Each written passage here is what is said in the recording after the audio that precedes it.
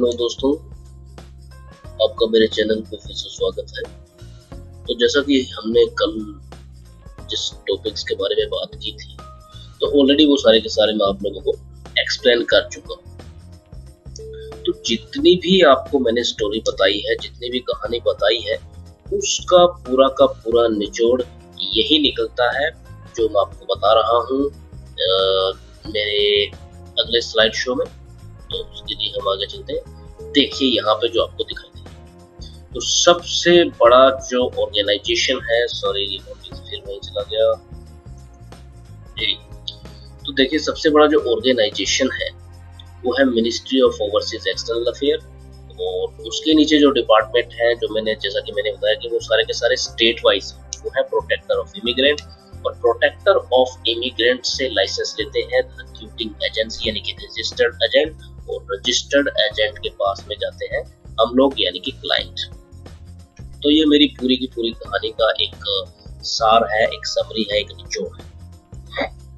अब देखिए, मैं यहाँ से टर्न करते हुए सबसे पहले क्लाइंट पे आके आप लोगों से बात करूं। तो देखिए ज्यादातर क्लाइंट क्या करते हैं, तो एक छोटा सा मैं आपको एग्जांपल दूंगा, ध्यान से आप इस चीज को देखते रहिए।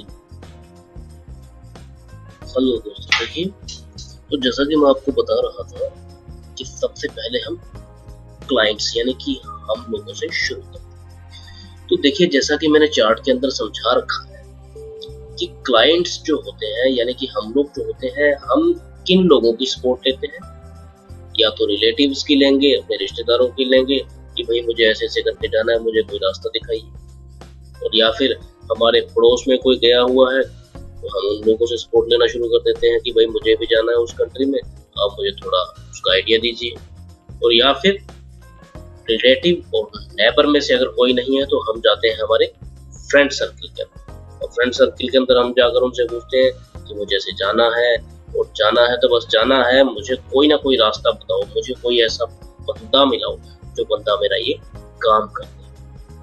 अब किसी ने, मान लीजिए पड़ोसी ने या अपने रिलेटिव ने या अपने फ्रेंड ने आपको बता दिया कि ठीक है भाई एक बंदा है जो भेजता है। अब तो भेजने वाला कौन है? सब एजेंट, जो कि लीगली ऑथराइज नहीं है। उसको मिनिस्ट्री ऑफ एक्सटर्नल अफेयर ने कोई राइट्स नहीं दिए कि वो उस तरह से लोगों को भेजे। और वो जो आपका बंदा होगा वो असल में रिक्रूटिंग एजेंसी से जुड़ा हुआ होता है। वो उनके अंदर की बात होती है और वो एजेंटों से बात कर लेते हैं, रिक्रूटिंग एजेंसी से बात कर लेते हैं कि भाई मैं आपके लिए बंदे लेके आऊंगा, आप उनको रिक्रूट करके भेजिए, जितना उनसे पैसा लेंगे उनमें से आधा आधा कर लेंगे।